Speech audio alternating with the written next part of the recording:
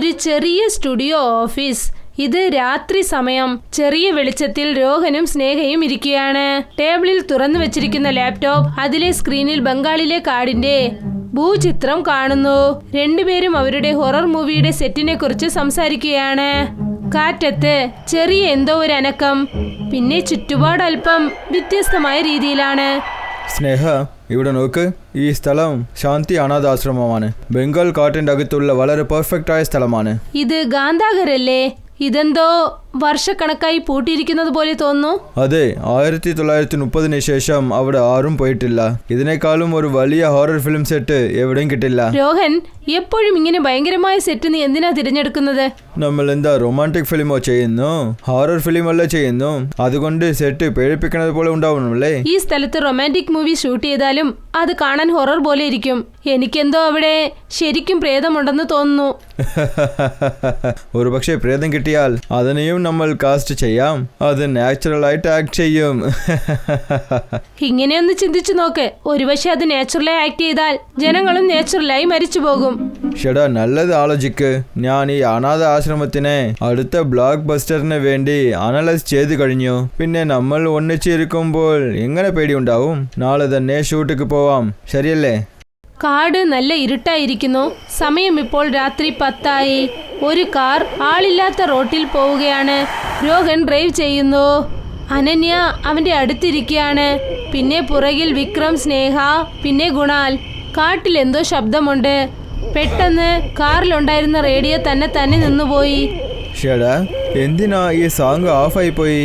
കുറച്ചു സമയത്തിന് ശേഷം കാറിന്റെ ഹെഡ്ലൈറ്റ് പോലും പെട്ടെന്ന് അണഞ്ഞുപോയി. എല്ലാ വശത്തും നല്ല ഇരുട്ട് കൊണ്ട് മൂടപ്പെട്ടു.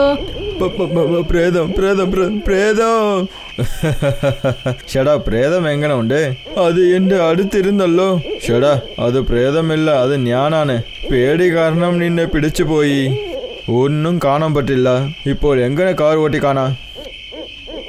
ഗൂഗിൾ മാപ്പിൽ ഇനിയും 2 കിലോമീറ്ററാണ് കാണിക്കുന്നത്. അടുത്താണുള്ളത്. പതുക്കെ വണ്ടി ഓടിച്ചാൽ പോകാം. രോഹൻ പതുക്കെ കാർ ഓടിച്ചു കൊണ്ടുവന്നു. പക്ഷേ കുറച്ചു സമയത്തിന് ശേഷം കാറ് റിപ്പയറായി. പിന്നെ അത് നിന്നുപോയി. രോഹൻ കാറിൽ നിന്നും ഇറങ്ങി. എന്നിട്ടത് ചെക്ക് ചെയ്യാൻ തുടങ്ങി. സാഹചര്യം വളരെ മോശമായിക്കൊണ്ടേയിരിക്കുന്നു. എന്തുപറ്റി സാർ? എന്തിനാ വണ്ടി നിന്നുപോയി? അറിയില്ല, ഏതോ റിപ്പയർ എന്ന് തോന്നുന്നു. കുറച്ച് സമയമാവും. നിങ്ങളും കാറിൽ നിന്ന് ഇറങ്ങിയിരിക്കോ. എല്ലാരും കാറിൽ നിന്നും ഇറങ്ങി. എന്നിട്ട് തൊട്ടടുത്ത് നടക്കാൻ തുടങ്ങി. രോഹനും സ്നേഹയും രണ്ടുപേരും ചേർന്ന് കാറ് തയ്യാറാക്കാൻ ശ്രമിക്കുകയാണ്.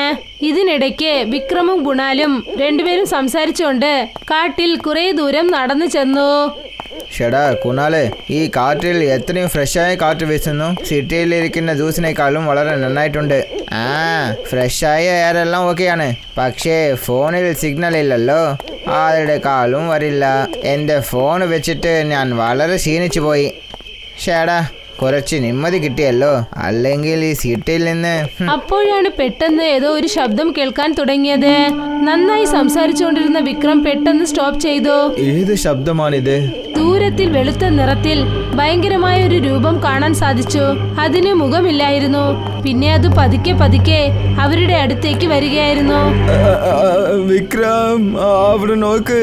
അത് എന്താണത്? പ്രേതം? പ്രേതമാണോ? പ്രേതം ഒന്നുമില്ല. അതെങ്കിലും മൃഗമായിരിക്കും.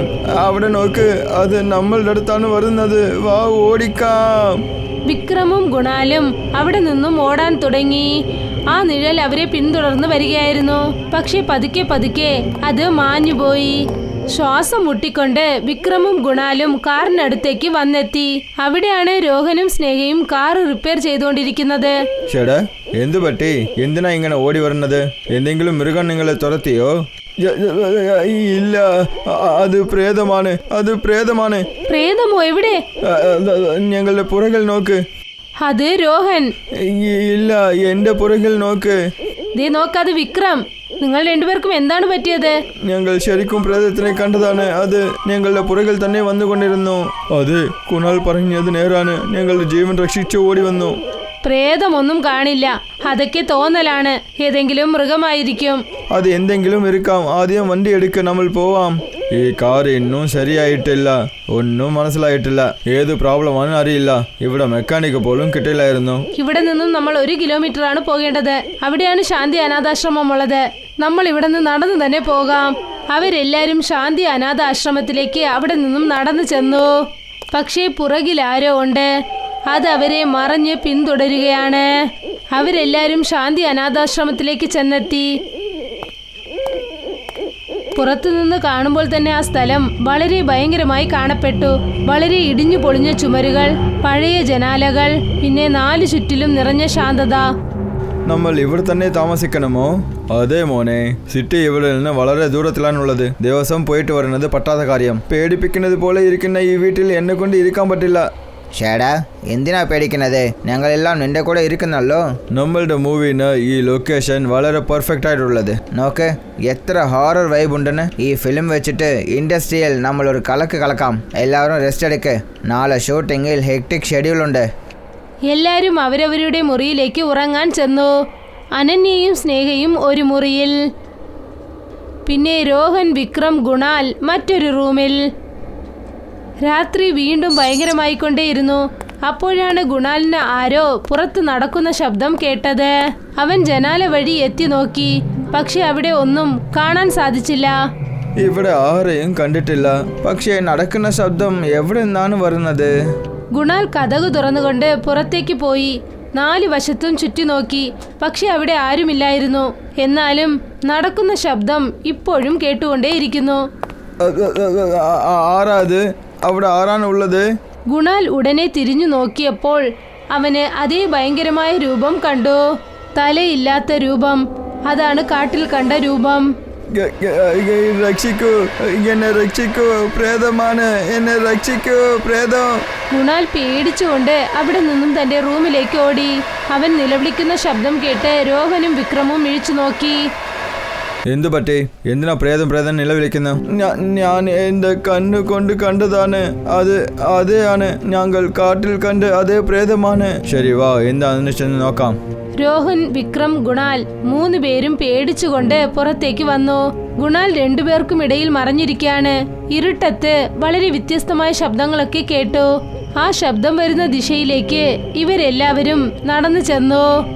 കേൾക്കൂ, അവിടെ നിന്നാണ് ശബ്ദം വരുന്നത്. അതെ, ആ സ്ഥലത്ത് ആരോ ഉണ്ട്. നമ്മൾ എന്തിനാ അങ്ങോട്ട് പോകുന്നത്? അവിടെ പ്രേതമുണ്ട്. അത് നമ്മളെ വിടില്ല. അവർ അടുത്തേക്ക് ചെന്നതും അവർ കണ്ടു അവിടെ സ്നേഹ ആരോടോ ഫോണിൽ സംസാരിക്കുകയായിരുന്നു. സ്നേഹ, ഈ രാത്രിയിൽ നീ ഇങ്ങോട്ട് എന്താ ചെയ്യുന്നത്? വീട്ടിനകത്ത് നെറ്റ്വർക്ക് കിട്ടുന്നില്ല. അതുകൊണ്ട് ഫോൺ സംസാരിക്കാൻ പുറത്തേക്ക് വന്നതാ. അതെന്താണെന്ന് വെച്ചാൽ നിന്നെ കണ്ട് കുണാൽ നിലവിളിക്കുന്നു. അതായത് പ്രേതം വന്നിട്ടുണ്ടെന്ന്. അത് ശരി. ദേ ഗുണാൽ, എന്നെ കണ്ടാൽ നിനക്ക് പ്രേതം പോലെ തോന്നുന്നോ? ഇല്ല, ശരിക്കും ഞാൻ പ്രേതത്തിനെ കണ്ടു. അതിന് തലയില്ലാതിരുന്നു. ആരും തന്നെ ഗുണാൽ പറയുന്നത് വിശ്വസിച്ചില്ല. പിന്നെ എല്ലാവരും അവരുടെ മുറിയിലേക്ക് തിരികെ ചെന്നു. എന്നിട്ട് കിടന്നുറങ്ങി. രാവിലെ എല്ലാവരും എണീറ്റു. അവർ നോക്കിയപ്പോൾ ചുമരിൽ പഴയ ഫോട്ടോസൊക്കെ തൂക്കിയിട്ടിരുന്നു.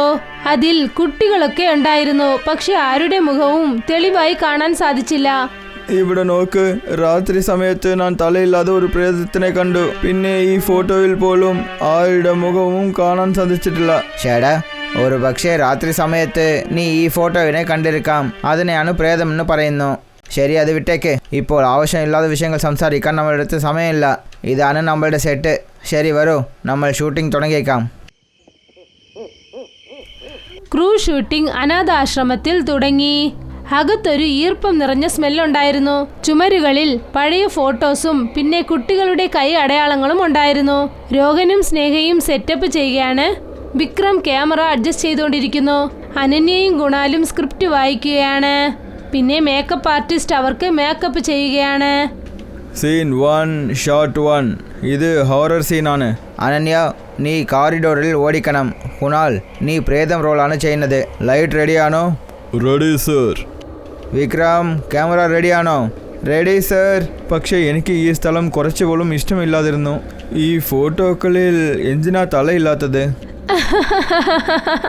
വിക്രം, റിലാക്സ്. ഇതൊക്കെ സെറ്റിന്റെ പാർട്ടാണ്. രോഹനായിരിക്കും ഇതൊക്കെ ചെയ്തിരിക്കുന്നത്. അപ്പോഴാണ് അവിടെ ഉച്ചത്തിലൊരു ശബ്ദം കേട്ടത്. അത് വലിച്ച് കഥ കടച്ചതുപോലെ തോന്നി. എല്ലാരും നിലച്ചുപോയി നിന്നു. അവിടെ ലൈറ്റ് തന്നെ അണഞ്ഞു. വിക്രമിന്റെ ക്യാമറ തന്നെ സൂമിൻ ചെയ്യാൻ തുടങ്ങി. പിന്നെ ഒരു വ്യത്യാസമായ ചിത്രം ക്യാപ്ചർ ചെയ്യുകയാണ്. കാരിഡോറിന്റെ അവസാനത്തെ മൂലയിൽ തലയില്ലാത്ത ഒരു ബിംബം നിൽക്കുകയായിരുന്നു. ഷെടാ എന്താ ഇത്? നിങ്ങൾ എന്നെ പേടിപ്പിക്കാനായിട്ട് പ്രാങ്ക് ചെയ്യുന്നോ എന്തോ? ഷെടാ ഞങ്ങൾ ഏതും ചെയ്തിട്ടില്ല.